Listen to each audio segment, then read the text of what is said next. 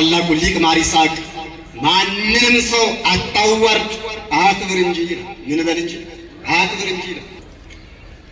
እውነተኛውን የጽድቅ መንገድ የአዲስ ኪዳኑን ዘመን ነበር እየተቃወመ የነበረው። የትምህርቱ መሰረታዊ ዓላማ ቅዱሳንን ለምን እናከብራለን የሚለውን መጥቀስ ወይም መግለጥ ነው። ሲናገሩ ትክክል ይመስላሉ፣ ሲቃወሙ ትክክል ይመስላሉ፣ ካህናትን ሲሳደቡ ትክክል ይመስላሉ። አይደለም ካህንን ማንንም ሰው መስደም ጽድቅ አይደለም። ምን አይደለም? ጽድቅ አይደለም። የተሰሎንቄ ክርስቲያኖችም የጳውሎስን ቃል ፈጸሙ፣ ቅዱሳንን አከበሩ፣ በወንጌል ቃል ጸንተው ኖሩ፣ በተማሩበት ኖሩ፣ እግዚአብሔርንም አወቁት፣ ባወቁትም ጸንተው ኖሩ፣ የእግዚአብሔርን ክብር አገኙ። ያ አስቀድሞ የተሰበከው ትምህርት፣ አስቀድሞ ቅዱሳን እንድናከብር የተነገረው ትምህርት ዛሬም ሕያው ነው፣ ነገም ሕያው ይሆናል እስከ ዕለተ ምጽአት። እግዚአብሔር ቅዱስ ነው፣ እግዚአብሔር ንጹሕ ነው አለ። እስቲ በሉ እግዚአብሔር ቅዱስ ነው፣ እግዚአብሔር ንጹሕ ነው። ለእሱ የሚገባም ንጹሕ ነገር ነው። ለእሱ የሚገባ ምንድን ነው? በዘመነ ስብከቱ ወንጌልን በሰበከበት ዘመኑ ያረሳው ትልቅ ነገር ቢኖር የቅዱሳንን ክብር አልረሳ። እስቲ በሉ የማንን ክብር? ሮሜን መልእክት አንብቡ፣ ቆሮንቶስን አንብቡ፣ ገላትያን አንብቡ፣ ሁሉንም መልእክት 14ቱንም አንብቡ።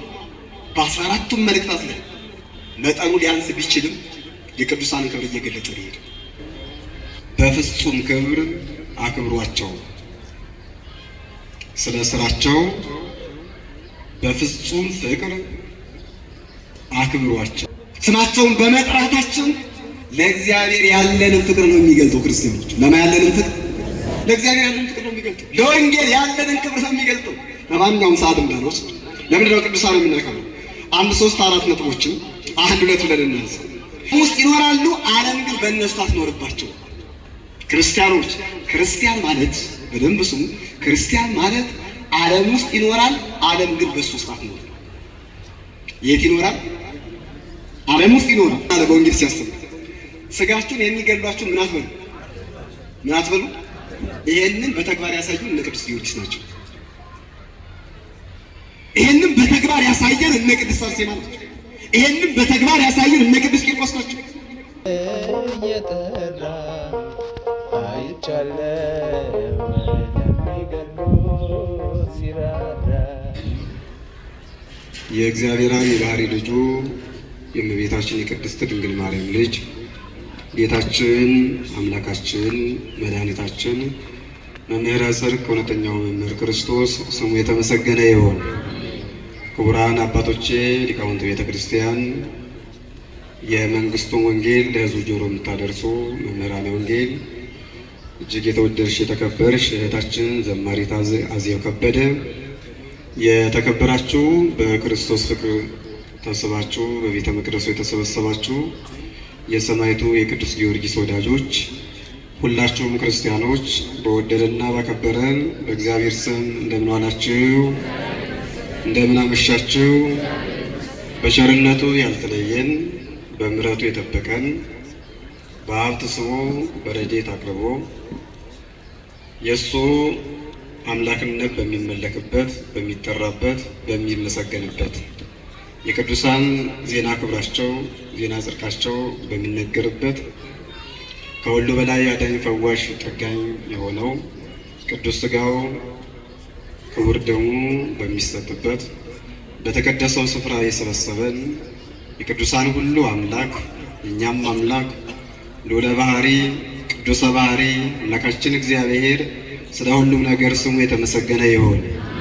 እናትነትን ከድንግልና ቅድስናን ከንጽህና አስተባብራ አስተካክላ ያዘች ለቅዱሳን ሁሉ የሃይማኖትን መንገድ መርታ የምታሳይ ወደ መንግስተ ሰማያትን መርታ የምታስገባ የምንታመንባት በቃል ኪዳኗ ከእግዚአብሔር ጋር የምታስታርቀን ወላዲተ አምላክ እመቤታችን ቅድስት ድንግል ማርያም እግዚአብሔር ባከበራት ክብረ መጠን ስሟ የተመሰገነ ይሁን። እውነተኛው የእግዚአብሔር ምስክር ሰማዕቱ ቅዱስ ጊዮርጊስ በረከቱ ረድኤቱ ምልጃው ጸሎቱ ከሁላችን ጋር ይሁን። ከመከራ ሥጋ ከመከራ ነፍስ ሁሉ በረድኤቱ ይጠብቀን። እኛ ከማናውቀው እሱ ከሚያውቀው መከራ ሁሉ ይጠብቀን። እግዚአብሔር ከሁላችን ጋር ይሁን።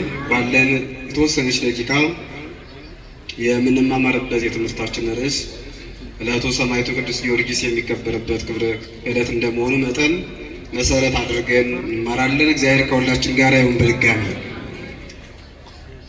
አክብርዎሙ ፈድፋደ በፍቅር በእንተ ግብሮሙ፣ ስለ ስራቸው በፍጹም ክብር አክብሯቸው። ስለ ስራቸው በፍጹም ፍቅር አክብሯቸው።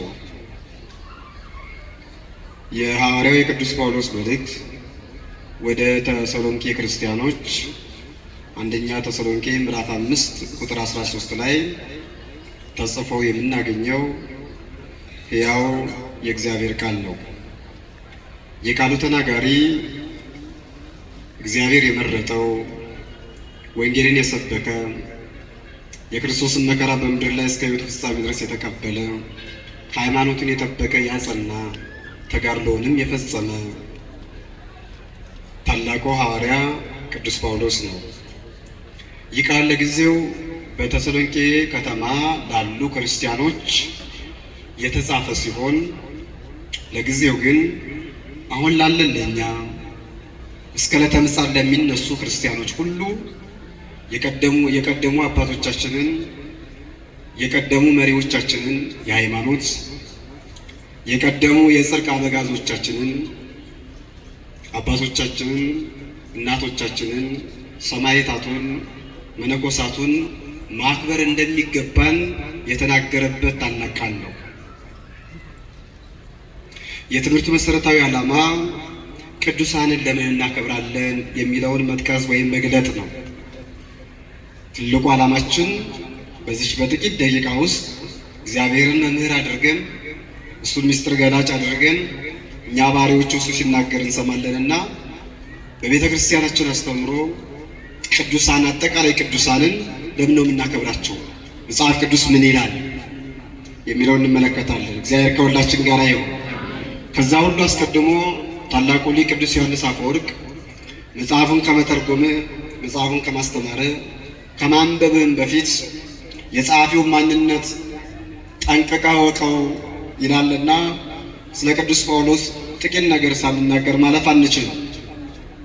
ቅዱስ ጳውሎስ አዲስ ባይሆንባቸውም ታሪኩ ሁላችንም እንደምናውቀው የቀደመ የተበላሸ ሕይወት የኋላ ደግሞ የማጣው ሕይወቱ የ11ኛው ሰዓት ሕይወቱ መንግሥተ ሰማያትን የገዛበት ሕይወት እግዚአብሔርን ያገኘበት ሕይወት የአዲስ ኪዳን ብርሃን የተቀበለበት የአዲስ ኪዳኑን የጽድቅ ዝናር የተጠቀበት ሕይወት ያለው ነው። በሁለቱም ሕይወቱ የሚያስተምር ማንነት አለው። በመጀመሪያው ሕይወቱ ሰው ባለማወቅ በከንቱ የሚያደርጋቸው ነገሮች በሙሉ ትክክል መስለው ሲታዩት፣ ነገር ግን ከእግዚአብሔር ጋር የሚጣላባቸው ከእግዚአብሔር የሚለይባቸው እንዳሉ ያሳውቀናል። የቀድሞው ሳውል የአሁኑ ቅዱስ ጳውሎስ ክርስቲያኖችን ይቃወም የነበረው ለኦሪት እቀናለሁ ከማለት የተነሳ ነው። ለማን እቀናለሁ ከማለት የተነሳ ነው? ለኦሪት እቀናለሁ፣ ለኦሪት እንቆረቆራለሁ ከማለት የተነሳ ነው። ለኦሪት እቀናለሁ ከማለት የተነሳ እየተቃወመው የነበረው ግን ታላቁን የሕይወት ራስ ክርስቶስን ነበር። ታላቁን የጽድቅ መንገድ እውነተኛይቱን ሕግ ወንጌል ነበረ። እውነተኛውን የጽድቅ መንገድ የአዲስ ኪዳኑን ዘመን ነበር እየተቃወመ የነበረው። ይህንን እውነት አላወቀውም፣ አልተረዳውም። ለኦሪት ቀናው ብሎ የሄደበት መንገድ የዘላለም ሕይወቱን እያጨለመው የዘላለም መንገዱን እያጠረበት ወደ ሞት እየወሰደው ቅዱሳንን እንዲዋጋ ቅዱሳንን እንዲጠላ፣ ቅዱሳንን እንዲያሳድድ፣ ለወንጌል እንቅፋት እንዲሆን አድርገውታል። ዛሬም ባለማወቅ የምናደርጋቸው ነገሮች ሲያያቸው ላያቸው ጽድቅ የሚመስሉ ምን የሚመስሉ ጽድቅ የሚመስሉ ትክክል የሚመስሉ ይህ ሰው እኮ ትክክል ነው ተብሎ ደጋፊዎች እስከሚያረጅ ድረስ ብዙ ነገሮቻችን ከእግዚአብሔር መንግስት እያወጡ ነው። ብዙ መዘርዘርም አልፈልግም። አሁን ሰዓትም መውሰድ ስለማልፈልግ ሶሻል ሚዲያውን ስንመለከት አሁን የትውልዱን ሁኔታ ስንመለከት ንግግራቸው ጽድቅ የሚመስል አካሄዳቸው ትክክል የሚመስል ግን ደግሞ ውስጡ ሲታይ ሲመረመር የተዳፈነ የኃጢአት እሳት ለቤተ ክርስቲያን የብብት እሳት የሆኑ ብዙዎች አሉ። ታውቃላችሁ፣ እኛ ቤት ውስጥ ቁጭ ብለው ምንፍቅናን በኦርቶዶክስ ብርድ ልብስ ተላብሰው የሚያሳትፉ ሰዎች አሉ። እንጀራቸው እኛ ቤት ነው፣ የሚቆሙት እኛ ወደ ምሕረት ላይ ነው። ከቤተ መቅደሱ አሉ፣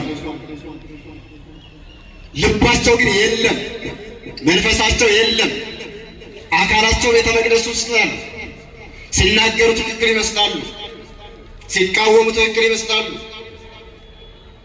ካህናትን ሲሳደቡ ትክክል ይመስላሉ። አይደለም ካህንን ማንንም ሰው መስደም ጽድቅ አይደለም። ምን አይደለም? ጽድቅ አይደለም። ካህናት ጋር ምናሴ ማንም ሰው መሰደም ጽድቅ አይደለም፣ ውርደት ነው፣ ኃጢአት ነው። ታላቁ ሊቅ ማር ይስሐቅ ማንንም ሰው አታዋርድ አክብር እንጂ ይላል። ምን በል እንጂ አክብር እንጂ ይላል። ስለዚህ እንዲህ ያሉ ሰዎች አሉ። አካሄዳቸው ትክክል የሚመስላቸው ግን በስተት ውስጥ የሚኖሩ፣ ንግግራቸው ትክክል የሚመስሉ ግን እሾክ እንደሚናገሩ መርዝ እንደሆነ የሚነዙት የማይታወቅባቸው እነሱም ያልታወቃቸው ሰዎች አሉ። ቅዱስ ጳውሎስን የለወጠ አምላክ ይለውጣቸው፣ አሜን በሉ። ቅዱስ ጳውሎስን የመለሰ አምላክ እነሱም ይመልሳቸው፣ አንራገሙ። ታዲያ ያ ሰው ትክክል መስሎ ሲኖር የነበረ ጳውሎስ ወይም የቀድሞው ሳውሪያውን ጳውሎስ እግዚአብሔር ለትልቅ ዓላማ መረጠው። መመረጡንም እሺ ብሎ ተቀበለ። በመውደቁ አላጉረመረመም። ለተወሰነ ሰዓታት ለተወሰነ ዕለታትም አይነ ስውር መሆኑን አልተቃወምም። ለምን ጣልክኝም አላለም። የጠራው እግዚአብሔር በመብረቅ ድምፅ ነው። በምን ድምፅ ነው? ክርስቲያኖች፣ ይሄኛውም ያስተምረናል። እግዚአብሔር በየትኛው መንገድ እንደሚጠራን አናውቅም። አንዳንዶችን እንደ ጳውሎስ በመብረቅ ድምፅ ይጠራቸዋል፣ በፉጨት ይጠራቸዋል። የፉጨት ስራቱ ታዲያ የዘመኑ ፓስተሮች እንደሚሉት ማለት አይደለም። የመንፈስ ቅዱስ ጥሪ ማለት ነው። አንዳንዶችን በበሽታ ይጠራቸዋል፣ በድህነት ይጠራቸዋል፣ በባለጸግነት ይጠራቸዋል። በተለያየ መንገድ ወደ እውነተኛው ጽድቅ ይመልሳቸዋል። ጳውሎስ የተጠራበት በጣም የሚደንቅ ነው። የተጠራው በመብረቅ ተመቶ ነው። ጳውሎስም ከሰማይ ወርዳ ወይም ወርዶ የመጣው መብረቅ የሞት መብረቅ አልነበረም። ነፍሱን ከስጋው ሊለይ የመጣ መብረቅ አልነበረም። የክርስቶስን አምላክነት የሚገልጥለት መብረቅ ኖሯል። የወንጌልን እውነት በልቡ የሚያበራለት መብረቅ ኖሯል። ክርስቲያኖች፣ የወንጌልን እውነት ክርስቶስ በልቦናችን ያብራልን፣ ሳይጨልምብን አይቀርም። ዘመኑ ያንን ነው የሚያሳየን፣ መልሶ ሳይጠፋብን አይቀርም። አሁንም ጳውሎስን የመጣው መብረቅ ያስፈልገናል ብዬ አምናለሁ። ምክንያቱም የሞት መብረቅ አይደለማ የመጣው፣ የጥፋት መብረቅ አይደለማ የመጣው፣ ሚስጥርን የገለጠ መብረቅ ነው። ክርስቶስን በልቦናው ላይ እየሳለለት መብረቅ ነው። በመከራችሁ እግዚአብሔርን አታሳዝኑ። መከራችሁ ለጽድቅ ሊያደርግላችሁ ይችላልና እግዚአብሔር። በድህነታችሁ እግዚአብሔርን አታማሩት። ምናልባት በድህነታችሁ ልትጸድቁ ትችላላችሁ። በባለጸግነታችሁ አትመኩ። ምናልባት በባለጸግነታችሁ እንድትመኩ እግዚአብሔር ፈቅዶ ነውና የሰጣችሁ። የጠራበት መንገድ ረቂቅ ነው፣ የሚያጸድቅበትን መንገድ እንደዚህ። ያ በመብረቅ የተጠራው በመብረቅ ክርስቶስን ያወቀው፣ በመብረቅ ወንጌልን የተማረ፣ በመብረቅ የአዲስ ኪዳን ድህነትን በልቦና ላይ የሳለው፣ በህሊናው ላይ የተከለው የቀድሞው ሳኦል የአሁኑ ቤተክርስቲያን ብርሃን ጳውሎስ፣ ሰባኪው ጳውሎስ፣ መምህሩ ጳውሎስ የማይፈራው ሲያሳድዳት የነበረችውን ወንጌል ባለን የሰበካት ክርስቲያኖችን ሲያሳድድ የነበረው ሰዎች ሰው ወንበዴ ራሱ ስላለው ቃሉ ለክፉ አድራጊዎች ፊት አውራሪያቸው ነበርኩ ስላለው ወንበዴ ያልኩ ከዚህ አንፃር ራሱ ስላለው ወንበዴ ነበርኩ፣ ለክፉ አድራጊዎች ፊት አውራሪያቸው ነበርኩ፣ ክፉ ስራዬን ሳያይ በበጎነቱ በቸርነቱ ለዚህ ክብር መረጠኝ ጠራኝ ብሎ እንደተናገረ የሚደንቅ ነገር እዛ ጎዳና ላይ የምንጠራው ማነው የምንንቀው ሰው እግዚአብሔር መቅደሱ ላይ ሊያቆመው ይችላል። አለባበሱ የማያምርን ሰው ወደ ምርቱ ላይ ሊያቆመው ይችላል። ንግግሩ የማያምርን ሰው የቤተ መቅደሱ አገልጋይ ሊያደርገው ይችላል። የማህሌቱ አገልጋይ ሊያደርገው ይችላል። በውጭ የጠላነው የገፋነው አትገባም አትመጥንም ያልነው ሰው የቤተ መቅደሱ ታናሽ አገልጋይ አድርጎ ሊመጣው ይችላል። እግዚአብሔር ከታሰቡት ይልቅ በሰው ዘንድ ከታሰቡት ይልቅ ይሄማ አገልጋይነት ይሆናል፣ ይሄማ እንዲህ ይሆናል፣ በቤተ መቅደስ የሚመጥነው ይህ ነው ብሎ ሰው ከመዘናቸው ሰዎች ይልቅ እግዚአብሔር የመረጣቸው ሰዎች በቤተ መቅደሱ ጸንቶ ይኖራሉ። እግዚአብሔር የመረጣቸው ሰዎች፣ እግዚአብሔር ያሰባቸው ሰዎች፣ እግዚአብሔር የጠራቸው ሰዎች፣ በድንቅ አጠራሩ የጠራቸው ሰዎች እስከ ዕለተ ፍጻሜያቸው ድረስ ክርስቶስን ሲገልጡ፣ ቅዱሳንን ሲያከብሩ፣ ቤተክርስቲያንን ሲያሻግሩ፣ ወንጌልን ሲያበሩ፣ ምዕመናንን ሲያጸኑ ይኖራሉ። ያ የቀድሞው ሳኦል ተጠራ፣ ተመረጠ፣ በሕይወት ሁሉ እግዚአብሔርን አገለገለ። በአገልግሎቱ ውስጥ ወደ ትምህርታችን እንመለስና በአገልግሎቱ ውስጥ በስብከቱ ውስጥ ጳውሎስ ያልዘነጋው አንድ ትልቅ ቁም ነገር አለ። ክርስቲያኖች ዛሬ ሰዎች እንደሚሉት አይደለም። መጽሐፍ ቅዱስን የሚያጣምሙ እንደ ሥጋ ትርጓሜ የሚተረጉሙ ከሊቃውንት እግር ስር ቁጭ ብለው የሊቃውንት በረከት ያልነካቸው የዋረ መንካስ ይቅር ያላያቸው የቤተ ክርስቲያን ሽታ የሌላቸው መዓዛ የሌላቸው እንደሚሉት አይደለም። ክርስቲያኖች ጳውሎስ በዘመነ ስብከቱ ወንጌልን በሰበከበት ዘመኑ ያረሳው ትልቅ ነገር ቢኖር የቅዱሳንን ክብር አልረሳ። እስቲ በሉ የማንን ክብር? ሮሜን መልእክት አንብቡ፣ ቆሮንቶስን አንብቡ፣ ገላትያን አንብቡ፣ ሁሉንም መልእክት 14ቱንም አንብቡ። በ14ቱም መልእክታት ላይ መጠኑ ሊያንስ ቢችልም የቅዱሳንን ክብር እየገለጠ ነው። የተጋዳዮችን ክብር እየገለጠ ነው። ደግሞ ሲጀምር ከአዲስ ኪዳን የጀመረ መሰላችሁ እንዴ? ከአቤል ነው የጀመረው። ከማን ነው የጀመረው? ከጻድቁ ከአቤል ነው የጀመረው። በሕገ ልቦና ከነበረው አቤል የቅዱሳን ታሪክ የሚጀምረው እዛ ነው፣ በምድር ላይ ማለት ነው። ቤተ ክርስቲያን እነ ውሃ ፈሳሽ እነ እንግዳ ደራሽ የሆነ የቅዱሳን ታሪክ የላትም። ጉባኤ ለማድረግ የቅዱሳን ታሪክ የላትም። ሰውን ለመሰብሰብ ብላ የቅዱሳንን ታሪክ አተረከም። ቤተ ክርስቲያን እውነት ስለሆነ የምትተረከው ምን ስለሆነ ነው? እውነት ስለሆነ ነው። የሚቀበለው ይቀበለዋል፣ የማይቀበል ይተዋል፣ መብቱ ነው። ባይቀበለውም ቢቀበለውም በእግዚአብሔር ዘንድ የከበረ ነው። ስለዚህ ጳውሎስ ያልረሳው ያልዘነጋው ነገር ቢኖር የቅዱሳንን ክብር ነው። ታዲያ የግሪክ ከተማ በሆነችው በተሰሎንቄ በዘመኑ የኖሩ ጳውሎስ እንደምናውቀው የግሪክ ከተማን ደጋግሞ አስተምሯታል። ከፍልስፍና ሰዎች መካከል አንዱ የነበረው አርዮስፋጎስ የጠራውን ሰው ሁላችሁም ታውቃላችሁ አይደል? ዲዮናስዮስ የተባለን ሰው አስተምሮ የመለሰ ሰው በግሪክ ከተማ ላይ ትልቅ ስራ ሰርቷል ጳውሎስ። ጣዖታትን አፈርሶ ለክርስቶስ ወንጌል መንጋውን ወደ በረቱ የጨመረ ሰው። በግሪክ ካስተማራቸው ከተሞች አንዷ ተሰሎንቄ ነው። ብዙ ታሪክና አልተነው። በዛ ያሉ ክርስቲያኖች በሃይማኖታቸው መጽናት እስከ መጨረሻው መጋደል፣ ከወንጌል እንዳይወጡ ከሃይማኖት እንዳይናወጡ ከሰበካቸው በኋላ በሕይወታቸው አንድ ነገር መጠበቅ እንዳለባቸው በዛም ክብር እንደሚያገኙ ነገራቸው። ምን? ቅዱሳንን አክብሩ። ምንን አክብሩ? እግዚአብሔር ያከበራችሁን አክብሯቸው። ለነፍሳቸው የተጋደሉላችሁን አክብሯቸው። በጎውን ትምህርት በጎውን ጎዳና ያሳዩአችሁን እግዚአብሔር እንድታዩ ያደረጓችሁን አክብሯቸው። ስታከብሯቸው በሽንገላ አይደለም፣ ከልብ በመነጨ ፍቅር የሃይማኖት መዓዛ ባለው ፍቅር አክብሯቸው። ይህንን እጽፍላችኋለሁ ብሎ ቅዱስ ጳውሎስ በዘመኑ የነበሩ ክርስቲያኖች ከነሱም በፊት የነበሩ ቅዱሳንን በዘመናቸው ያሉትን ቅዱሳንን የሚጋደሉትን የሚያስተምሩትን ሐዋርያትን እንዲያከብሯቸው ቃላቸውን እንዲሰሙ በእነሱ አማካይነት እግዚአብሔር እንዲያዩ በሚገባ አስተማራቸው። የተሰሎንቄ ክርስቲያኖችም የጳውሎስን ቃል ፈጸሙ፣ ቅዱሳንን አከበሩ፣ በወንጌል ቃል ጸንተው ኖሩ፣ በተማሩበት ኖሩ፣ እግዚአብሔርንም አወቁት፣ ባወቁትን ጸንተው ኖሩ፣ የእግዚአብሔርን ክብር አገኙ። ያ አስቀድሞ የተሰበከው ትምህርት፣ አስቀድሞ ቅዱሳን እንድናከብር የተነገረው ትምህርት ዛሬም ሕያው ነው፣ ነገም ሕያው ይሆናል፣ እስከ ዕለተ ምጽአት ይቀጥላል። ትናንትና ተከብሮ ዛሬ ክብር የተነሳው ቅዱስ የለም።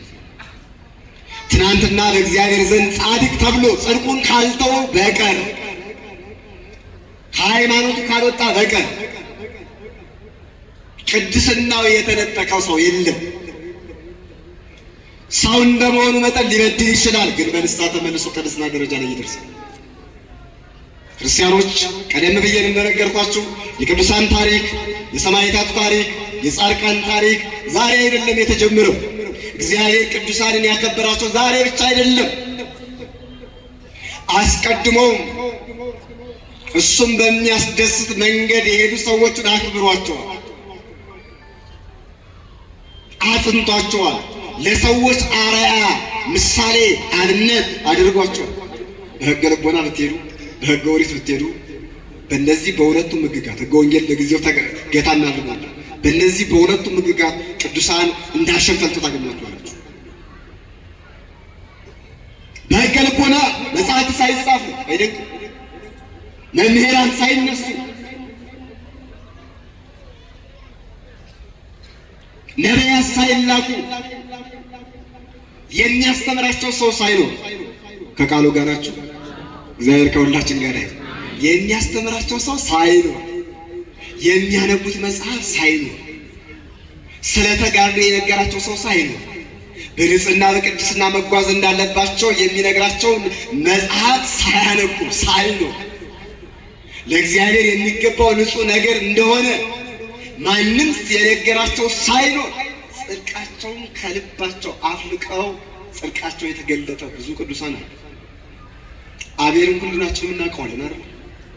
ጳውሎስ የመሰከረለት አቤል ዕብራውያን ምዕራፍ 11 ቁጥር 1 ጀምራችሁ ስታነቡ ስለ ቅዱሳን ታሪክ ሲተርክ ቅዱስ ጳውሎስ አቤልን አልዘነጋው።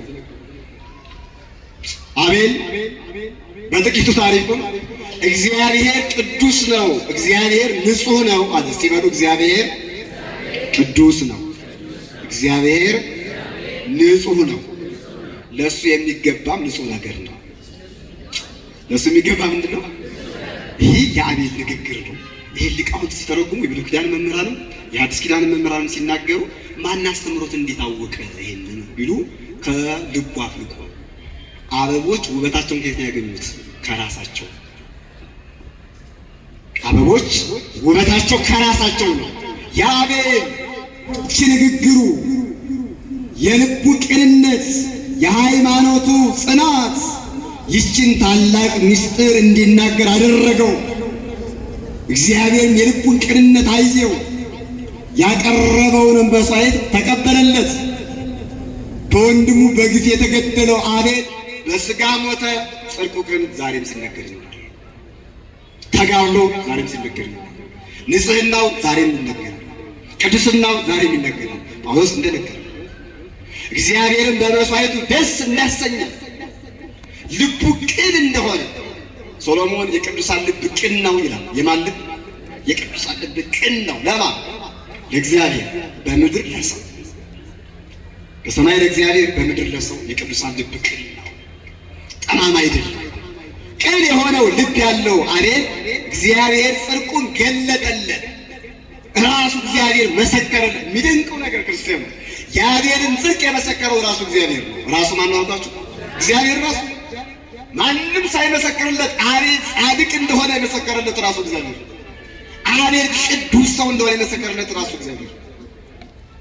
ከዛ እንመጣለን እና አብርሃም እናገኛለን። ታሪክ እንዲሆን ላሳጥርም እነ መልከጼዴቅን እናገኛለን። በጥፋት ዘመን የሴትና የቃየል ልጆች ኃጢአት ሰርተው በእነሱ ኃጢአት ምክንያት የንፍር ውሃ እንደሚመጣ የተነገረው በእግዚአብሔር ዘንድ ጽድቅ ጻድቅ ሆኖ የተገኘው ኖኅን አስታወሳችሁት? ኖኅን ዛሬም ድረስ የኖኅ ቃል ኪዳን ነው እግዚአብሔር እንዳያጠፋን አግዶ የያዘ። ከዚህ በኋላ ከአራቱ ባህርያተ ሥጋ የተፈጠረን ሰው በእንደዚህ ያለ ንፍር ውሃ አላጠፋውም ብሎ ቃል ኪዳን የገባው ለማን ነው? ለኖኅ ነው። ከምን የተነሳ? ከጽድቁ የተነሳ። የዘፍጥረት ጸሐፊ የሥነ ፍጥረት ጸሐፊ ሊቀ ነቢያት ሙሴ ኖኅ በእግዚአብሔር ዘንድ ጻድቅ ነበር ይላል። ራሱ እግዚአብሔርም በፊቴ ጻድቅ ሆኜ የሆነ አግኝቻለሁ ብሎ መስክሮለታል። ወደ ዘፍጥረት ምዕራፍ 6 ምዕራፍ 7 ምዕራፍ 8 እነዚህን ተከታታይ ምዕራፎችን አሉ። የኖኅን ጽድቅ ግልጥ አድርጎ ታገኙታላችሁ። ምን አይነት ጻድቅ እንደነበር በዛ ዘመን አስባችሁት። ከተቀደሰው ከደብረ ቅዱስ የእግዚአብሔር መላእክት ተብለው ወገኖቼ የእግዚአብሔር መላእክት ተብሎ ከመውደቅ እግዚአብሔር በቸርነቱ ይጠብቀን። የእግዚአብሔር መላእክት የተባሉት እኮ የሴት ልጆች ናቸው። በተፈጥሮ አይደለም፣ በስራቸው መላእክት ተብሎ ነበር። ከተቀደሰው ተራራ ወርደው ቅድስናቸውን ሲያጡ እግዚአብሔርን ሲለዩ በምድር ላይ ያለው ኖኅ ግን እግዚአብሔርን በልቦ ነው ስሎ ተገኘ። ነገር በቤተ መቅደሱ ወንበዴ ሲበዛበት በዓለም ኃጢአተኛ ነው ያለው ሰው ጻድቅ ሆኖ ይገኛል። እውነቱ ይሄ ነው። በአውደ ምሕረቱ ላይ ወንበዴ ሲበዛበት፣ ዘረኛ ሲበዛበት፣ ሐሰተኛ ሲበዛበት ዘማዊ ነው ያለው ሰው ዘማዊት ናት ያልናት ሴት በጽድቅ በልጣ ትገኛለች። እውነት እውነት እላችኋለሁ ዘማውያን ጋለሞቶች ቀድመዋችሁ መንግሥተ ሰማያት ይገባሉ የተባለው ለዚህ ሲመጻደቁ የቤተ መቅደሱ ነገሥታት ነን ሲሉ ከኛ በቀር ቤተ መቅደስ እስትንፋስ የላትም ሲሉ ሲመጻደቁ በዓለም በኃጢአት ውስጥ ያሉ ግን ስለ ኃጢአታቸው የሚያለቅሱ መቼም ጽድቅ የምሰራው የሚሉ ሰዎች እግዚአብሔር አንድ ቀን ጽድቅ ማማ ላይ ቁጭ አድርጋቸዋል።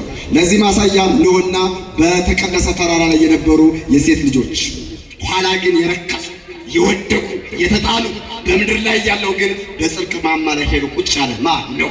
ከንፍር ውሃ ምዳን እና አብርሃምን እናገኛለን።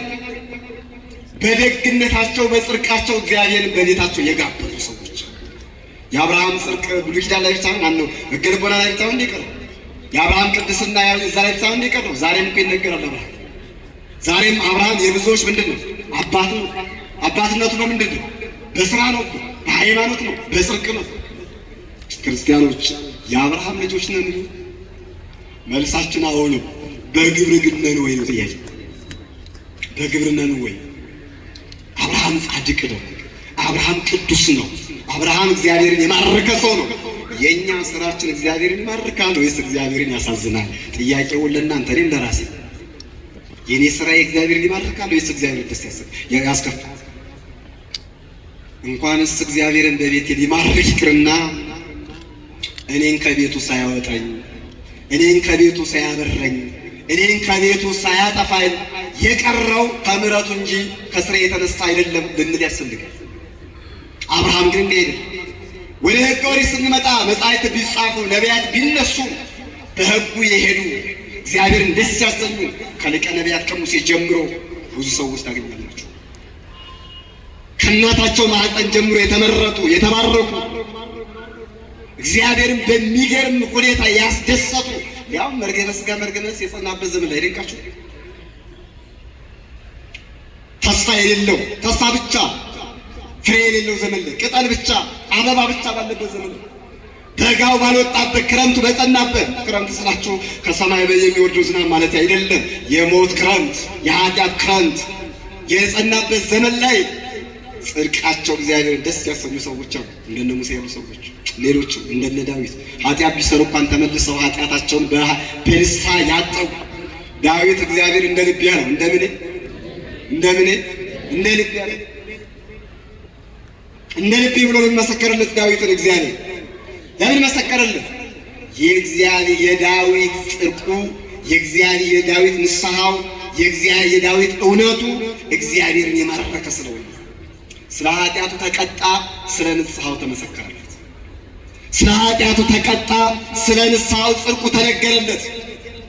ስለ ስህተቱ ተቀጣ፣ ተወቀሰ፣ በነቢዩ በናታን ተወቀሰ። ስለ ጽድቁ፣ ስለ መመለሱ፣ ስለ መጸጸቱ ደግሞ የአብራክህን ክፋይ በዙፋንህ አስቀምጥልሃለሁ ብሎ ተስፋ ተሰጠው። ዳዊት የአብራክህን ክፋይ በዙፋን አስቀምጥልሃለሁ ተብሎ ምን ተሰጠው? ተስፋ ተሰጠው። ስለምኑ? ስለ ጽድቁ ውጤት፣ ስለ ንስሐ፣ ለእግዚአብሔር የእውነት ቅርብ ስለሆነ። ከዛ ወደ አዲስ ኪዳን ስንመጣ ዘመኑ በራሱ የጽድቅ ዘመን ነው። የምን ዘመን ነው? ዘመኑ በራሱ ሕገ ልቦና ላይ ሕገ ኦሪት ላይ የጽድቅ ዘመን አይደለም። ኃጢአት የጸናበት በደል የጸናበት ዘመን ነው። መርገመ ሥጋ መርገመ ነፍስ የጸናበት ዘመን። ከቃሉ ጋራችሁ ግን እግዚአብሔር ከሁላችን ጋር ይሁን። በአዲስ ኪዳን ግን ዘመኑ በራሱ የጽድቅ ዘመን ነው። ክርስቶስ የተገለጠበት ዘመን ነው። የማይታየው የታየበት፣ የማይዳሰሰው የተዳሰሰበት፣ የራቀው የቀረበበት፣ የቀረበው የራቀበት። ምን ማለት ነው? የራቀው አዳም በጽድቅ በክርስቶስ ጽድቅ የቀረበበት፣ ሰውን ከእግዚአብሔር ሊያጣላ የቀረበ ዲያብሎስ በእግዚአብሔር ስልጣን የተወገደበት፣ የራቀው ጽድቅ የቀረበበት፣ የቀረበው ኃጢአት የራቀበት ዘመን ነው። አሁን ጽድቅ በቀረበበት ዘመን ላይ ነው የምንኖረው አይደለም? ነው አይደል? ጽድቅ በቀረበበት ዘመን ላይ ነው የምንኖረው አይደል? ዘመን አዲስ ግን እውነት በጽድቅ በረት ውስጥ ነው ያለነው ወይ ክርስቲያኖች? እኔ እንዳንድ ቤተ ክርስቲያን ልጅ እንዳንድ አማኝም ክርስቲያኖች ራሳችንን ካልመረመርን በቀር ታሪክ ሰሚዎች ብቻ ሆነን ነው የምንሄደው። በቃ ስብከት ሰምተን ብቻ ነው የምንሄደው። መስማቱ ጉዳት አለው አይደለም ማለት አይደለም፣ ግን መለወጥ ያስፈልጋል። አሁን ይህ ዘመን ጽድቅ የራቀ ጽድቅ የቀረበበት የቀረበ ኃጢአት የተወገደበት ነው ብለናል። አሁን ጽድቅ አውድማ ነው ወይ ያለ ነው? እኛ የራቀው እንደገና ከኛ የራቀውን ኃጢአት አላቀረብንም ወይ? ከኛ የራቀውን የኃጢአት ግዞት አላቀረብንም ወይ? ቅዱስ ጳውሎስ ተመልሳችሁ ለኃጢአት አትገዙ ብሎን እየተገዛን አይደለም። አሁን ከኃጢአት ንጹህ እንሆናለን ማለት አይደለም። ክርስቲያኖች ማንም ሰው ከኃጢአት ንጹህ አይሆንም። ግን የንስሐ ጆሮ አለን ወይ? እንዳንወጣ እንጥራለን። ጽድቅ እንዳይለቀን እንጥራለን ወይ? የቅዱሳኑ ክንፍ ጋርዶናል። በዛ ህይወት ውስጥ ነው ወይ ያለው? ስለዚህ ዘመኑ የጽድቅ ዘመን ነው። ከብሉይ ኪዳንም ከሕገ ልቦናም የበለጠ በተሻለ መልኩ ሚዛን በሚደፋ መልኩ ቅዱሳን እንደ ሰማይ ከዋክብት እንደ ምድር አሸዋ የተገለጡበት ጽድቃቸው በዓለም ገኖ የታወቀበት እግዚአብሔርም በሕገ ልቦና በቅዱሳን ላይ ከከበረው ክብር ይልቅ እግዚአብሔር በሕገ ኦሪት በቅዱሳን ላይ ከከበረው ክብር ይልቅ በአዲስ ኪዳን በተነሱ ቅዱሳን የከበረው ክብር ይበልጣል። በእነሱ ላይ የተገለጠው ክብር ይበልጣል። ምንም ጥርጥር የለው። ክርስቶስ የመሰረታትን ቤተክርስቲያን ያጸኑ ሐዋርያት እነ እስጢፋኖስ፣ እነዚህ ሁሉ ቅዱሳን ናቸው። የሐዋርያት ተከታዮች ሐዋርያት ክርስቶስን አይተው ሰበኩት፣ አይተው መሰከሩት፣ የተቀበሏትን ወንጌል ለዓለም አስተላለፉ። ከሐዋርያት የተቀበሉ ደግሞ ሐዋርያነ አበው አቀጣጠሉት፣ ሊቃውንቱ ተረጎሙት፣ ሰማዕታቱ በደም ተጋደሉለት፣ ጻድቃን በገዳም ጸኑለት፣ በአጥንታቸውን ከሰከሱለት። የሐዲስ ኪዳኑን ጽድቅ የሐዲስ ኪዳኑን እውነት ያ የተጋደሉትን እግዚአብሔር ያከበራቸውን እንድናከብራቸው ግድ ነው። ምንድን ነው? ግድ ነው። ታዲያ ለምን እናከብራቸዋለን? ቅዱሳንን ለምን እናከብራለን? እንደኛ ሰው ናቸው። ከኛ በላይ ግን ሰው ናቸው። በተፈጥሯቸው እንደኛ ሰው ናቸው። በስራቸው ግን ከኛ በላይ ናቸው። መንገዳቸው ከኛ የበለጠ ነው። እኛ እነሱ መንገድ ላይ ብንቆምም አንዴ ስንንሻፈፍ፣ አንዴ ስንስተካከል፣ አንዴ ስንወድቅ ነው። ከምንጸናበት ይልቅ የምንወድቅበት ይጸናል፣ ይበልጣል። በብርሃን ከተመላለስንበት ከምንመላለስበት ይልቅ የሚታየው እውነታ ስለሆነ በጨለማ የምንመላለስበት ዘመን ይበልጣል። ቤተክርስቲያን መተን ቃለ እግዚአብሔርን ሰምተን ከንፈራችንን መጠን ወጣ ስንል ነው እግዚአብሔርን የምንረሳው። ክርስቲያኖች በቀደስንበት አንደበት እኮ እንራገማለን። እኛ በሰበክንበት አንደበት ክርስቲያኖችን እኮ እንለያያለን። ዘረኝነት እንሰብካለን። የትም መሄድ አይጠበቅባችሁ። እግዚአብሔር ከዚህ ጉድ ያውጣን። አሜን በሉ። እውነቴን ነው የምላችሁ። የቅዱሳን በረከቱ ይጠብቃል። እንደ ቅዱሳን መኖር አቅቶናል። እንደ ቅዱሳን መኖር ቢያቅተንም ግን ማክበር ያስፈልጋል። ቢያንስ ክርስቲያኖች ቢያንስ እንደ ቅዱሳን መኖር ቢያቅተን፣ እንደ ቅዱሳን ጽድቅ መስራት ቢያቅተን እንኳን ጽድቅ ሰርተው የሄዱትን ቅዱሳን ማክበር አንዱ ጽድቅ ነው። በእግዚአብሔር መንገድ የተጓዙትን ማክበር አንዱ ጽድቅ ነው። አንዱ የጽድቅ መለኪያ እርስ በርሳቸው ምን ተባባሉ? ተከባበሩ፣ ተዋደዱ አይደል? በቃ የመውደዳችን የማመናችን መገለጫ ነው። የእውነተኛ ሃይማኖታችን መገለጫ ናት። ሃይማኖታችን ርትዕት ናት የምንለው፣ የቀናች ናት የምንለው የቀደሙትን በስራ በጽድቅም በሕይወትም የሚበልጡን ማክበራችን ነው። ዛሬም በአካለ ሥጋ ያሉትን ማክበራችን ነው። ሃይማኖት አንዱ የሚለካበት መንገድ ፍቅር ነው። ምንድን ነው? ፍቅር ነው። ሃይማኖት ትክክል መሆኑ ከሚለካባቸው ከሚታወቅባቸው እውነተኛ መንገድ ነው ተብሎ ከሚገለጥባቸው አንዱና የመጀመሪያው ፍቅር ነው። ክርስቶስን ለፍቅር ነው ዋጋ የከፈለው አይደል? ቅዱሳንን በማክበራችሁ፣ ቅዱሳንን በመውደዳችሁ፣ ስማቸውን በመጥራታችን ለእግዚአብሔር ያለንን ፍቅር ነው የሚገልጠው። ክርስቲያኖች ለማን ያለንን ፍቅር? ለእግዚአብሔር ያለንን ፍቅር ነው የሚገልጠው። ለወንጌል ያለንን ክብር ነው የሚገልጠው። ለማንኛውም ሰዓት እንዳልወስድ ለምንድነው ቅዱሳን የምናከብረው? 1 3 4 ነጥቦችን 1 2 ብለን እናንሳ። የመጀመሪያው ክርስቲያኖች ከልቦና ጀምሮ በሕገ ኦሪትም ያሉትን በዘመነ አዲስ ኪዳን የተነሱትን ቅዱሳንን የምናከብራቸው የመጀመሪያው እግዚአብሔር ከእናታቸው ማኅፀን ጀምሮ የመረጣቸው ስለሆነ ነው። ምን አልኳችሁ? ከማ ጀምሮ? በጣም ጥሩ። ሁሉ ሰው አልተመረጠም፣ ተመርጧል። ሁሉም የተመረጠው ለጽድቅ ነው። ጽድቁን ስላላከበረ ማንም ለሞት የተመረጠ የለም። ማንም እግዚአብሔር አስቀድሞ የወሰነበት ማንም ፍጡር የለም። ማንም የለም። አንዳንድ ሰው የሰነፍ ጥቅስ ይጠቅሳል። እግዚአብሔር አንዴ ከወሰነበት ምንም ጽድቅ ብትሰራ አልጸድቅም የሚሉ ሰዎች አሉ። የሰነፍ ጽድቅ ነው፣ የሰነፍ ጥቅስ ነው። እንዲያል እግዚአብሔር አልወሰነብን። የሊቃውንትን መጽሐፍትን ሊጠቅሱ የሚሞክሩ ሰዎች አላቸው። ከእናቱ ማኅፀን ጀምሮ ለጽድቅም ለኃጢአትም ለብልጽግናም ለድህነትም ትመርጠዋለህ ተብሎ ተጽፏል። ስለዚህ ጽድቅ ብሰራ ይሄን የተናገረው ሊቁ አትናቴዎስ ነው በቅዳሴ።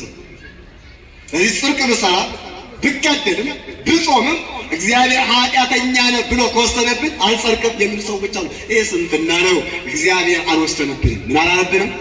ነፃ ነን። እነዚህ የምናከብራቸው ቅዱሳን ከእናታቸው ማኅፀን አስቀድሞ የተመረጡ መመረጣቸውንም ያከበሩ ከተወለዱም በኋላ እንደገና የተጠሩ እግዚአብሔር የወደዳቸው ስለሆኑ እናከብራቸዋለን። መድኃኒታችን ኢየሱስ ክርስቶስ ወንጌልን በሚያስተምር ሰዓት ስለ ቅዱሳን ሲናገር እንዲህ ብሎ ተናገረ። በእርግጥ ጥያቄው ከትዳር ጋር የተያያዘ ጥያቄ ነው። ማግባትና ካለማግባት ጋር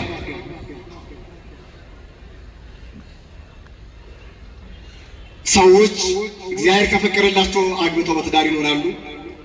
የፈቀደላቸው ደግሞ በብሕቱና በምንኩስና ከሆነ በዛም ይጸድቃሉ።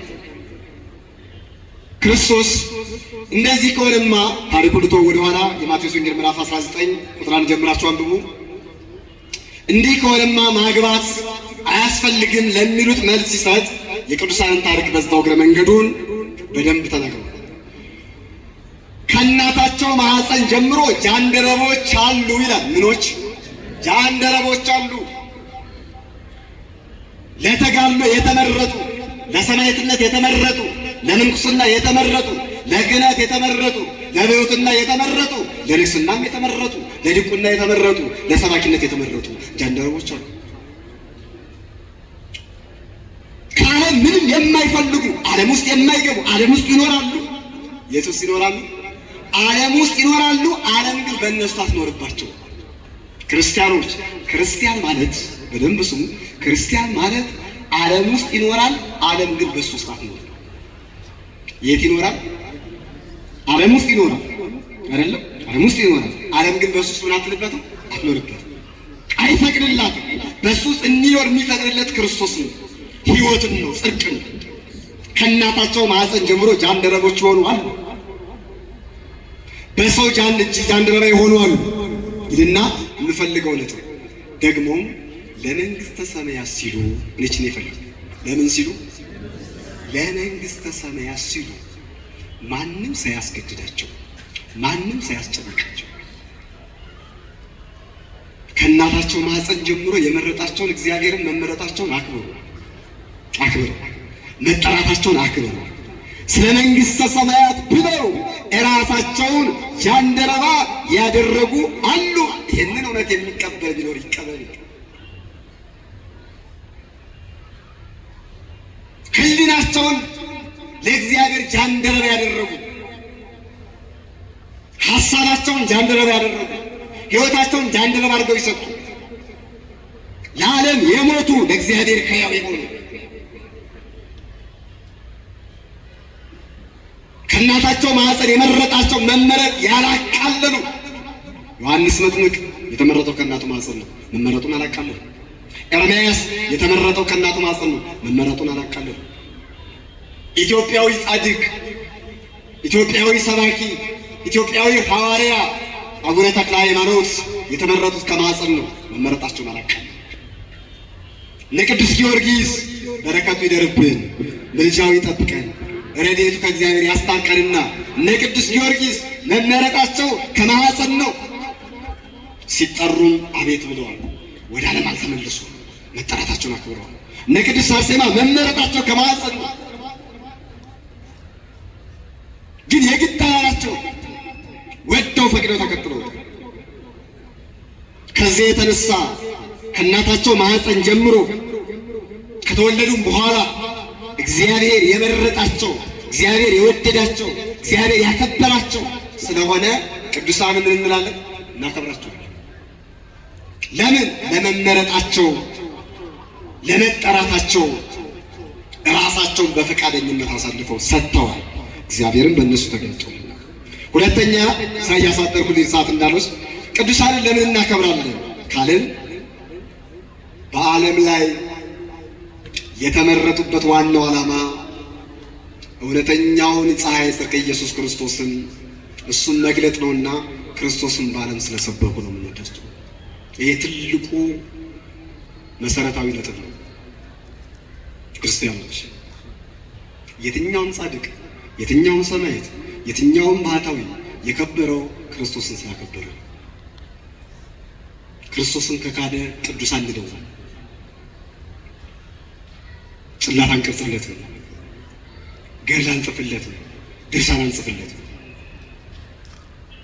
እነዚህ ቅዱሳን ተብለው ዛሬ በቤተ ክርስቲያን ጽላት የተቀረጸላቸው በስማቸው፣ ቤተ ክርስቲያን በስማቸው የተሰየመላቸው፣ ጸበል በስማቸው የተሰየመላቸው፣ ገድላት ድርሳናት የተጻፈላቸው፣ ታምራታቸው የሚነገርላቸው እንዲሁ እንዳይመስላችሁ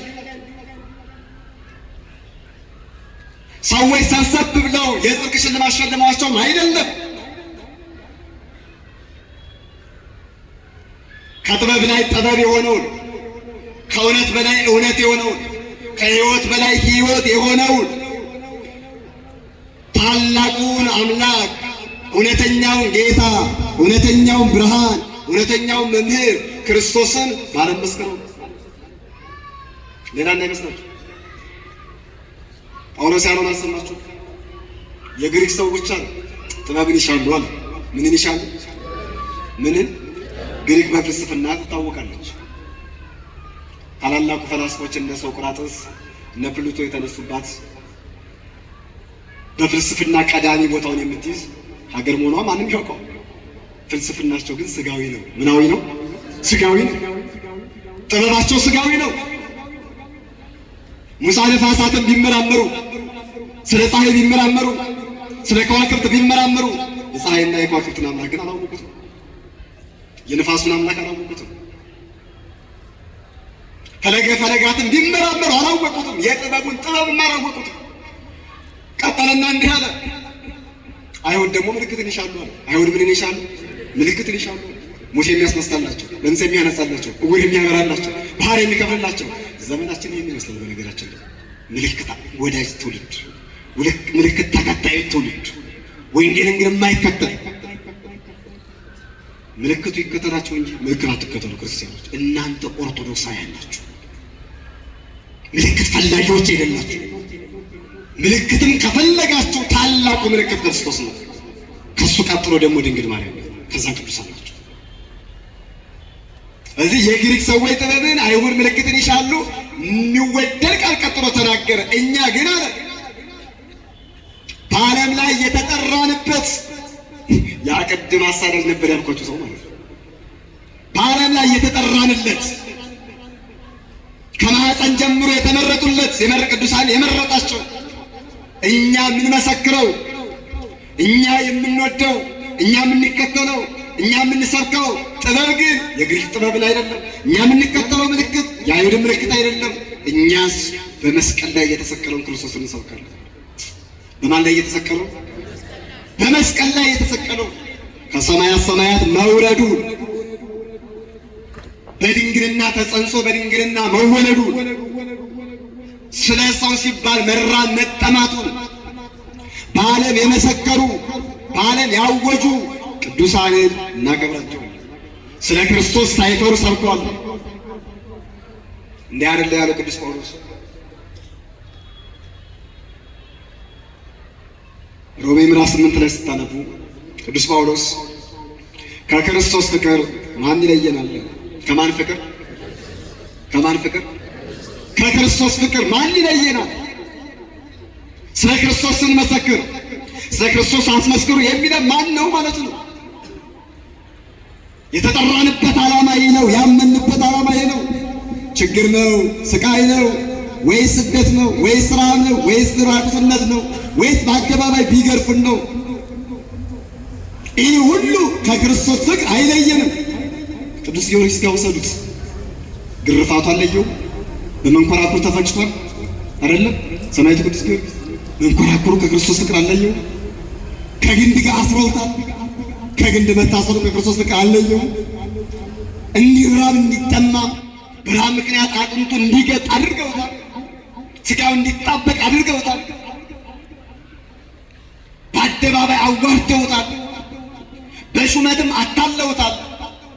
ያ ሁሉ መከራውም ጊዜያዊ ክብርም ከክርስቶስ ፍቅር አለየው።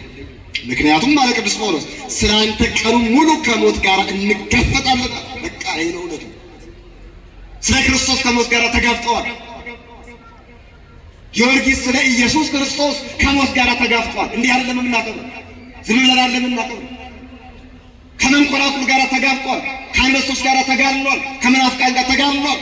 ከካህዲያን ነገሥታት ጋር ተጋድሏል፣ ተዋግቷል፣ ድልም ነስቷል። ክርስቶስንም አስመስግነውታል፣ አክብረውታል፣ ገልጠውታል። ስለዚህ በዓለም ክርስቶስን ስለገለጡ፣ በዓለም ክርስቶስን ስለመሰከሩ፣ በዓለም ክርስቶስን ስለሰበኩ፣ እውነተኛ አምላክ መሆኑን ስለአወጁ ደም እስከ ማፍሰስ ደርሰው አጥንታቸው እስከሚቀጠቀጥ ደርሰው በገዳም ያሉ አጋንንትን እየተዋጉ ድል እያደረጉ መራም መጠላቱን እያሰቡ የተጋደሉት ክርስቶስን መግለጣቸው ነውና በዚህ ምክንያት ቅዱሳንን እናከብራለን። ማንን እናከብራለን? ቅዱሳንን እናከብራለን። ከካዷ እናከብራቸው። ይሁዳ ሐዋርያ ነበር አይደለም? ነበር አይደለም? ሐዋርያ ነበር፣ ክዶ ሄደ። አናከብረው። እንደውም ስሙ በጎ ነበረ፣ ዛሬ ግን ለክፋት ነው የሚጠራው። አርዮስ ሊቅ ነበር፣ እስከ ጵጵስና የደረሰ ሰው ነው። ክርስቶስን ካደ፣ አናከብረው። ስሙም መልካም ነው፣ ፀሐይ ማለት ነው። ማንም ሰው አሪዎስ ተብሎ ስም አይጠራም። ይጠራል አይጠራም? አሪዎስ ማለት ግን ፀሐይ ማለት ነው። የስሙ ትርጓሜ በሊቅነትም የማይታማ ሰው ነው። ማንም አጠገቡ የማይቆም ሰው ነው። መምህሩን የሚወዳደር ሰው ነው። ክርስቶስን ካደ፣ ዋናውን ካደ፣ መሰረቱን ነካ፣ የማዕዘኑን ድንጋይ አፈረሰ፣ ጉልላቱን ነካ፣ መስቀሉን ተቃወመ። ስለዚህ አሪዎስ ወጣ ተለየ። የማዕዘኑን ድንጋይ ያከበሩ መሰረቱን ያከበሩ ያጸኑ በቤተ ክርስቲያን ክብር ይሰጣቸዋል። ክብርና ምስጋና ለስሙ ይሁን። ሶስተኛ ቅዱሳንን ለምን እናከብራለን ካልን ከዚህ ዓለም ምንም ነገር የላቸው። ዓለምን ንቀዋል። ለመመነን ዓለምን ለመናቅ አብነቶቻችን ናቸው። ምኖቻችን ናቸው? አብነቶቻችን ናቸው። አባት ለልጁ አብነት ነው። ሌባም ከሆነ ለሌብነት አብነት ይሆናል። ወንበዴም ከሆነ ለወንበዴነት አብነት ይሆናል።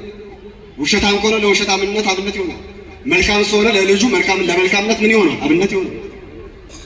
ዛሬ ዓለምን ንቀን ዓለም ውስጥ እየኖርን ቅድም እንደነገርኳችሁ ዓለም ውስጥ እየኖርን ዓለም በእኛ ውስጥ እንዳትኖር ዓለም በእኛ ላይ እንዳትነግስ እንዳንፈቅድላት ማሸነፍ እንደምንችል አብነቶቻችን ማናቸው? ቅዱሳን ናቸው። ይኸውላችሁ በመከራ እንኳን እያለፉ ማሸነፍ እንደሚቻል ማናስተማሩ? ቅዱሳን አስተማሩ። በመጋደል ማሸነፍ እንደሚቻል ቅዱሳን አስተማሩ። ክርስቶስ የሰበካትን ወንጌል በተግባር ገልጠው በተግባር መገለጥ እንደሚቻል ነገሩ። ክርስቶስ ምን አለ በወንጌል ሲያስተምር? ስጋችሁን የሚገድሏችሁ ምን አትበሉ። ይሄንን በተግባር ያሳዩን እነ ቅዱስ ጊዮርጊስ ናቸው። ይሄንን በተግባር ያሳየን እነ ቅድስት አርሴማ ናቸው። ይሄንን በተግባር ያሳየን እነ ቅዱስ ቂርቆስ ናቸው።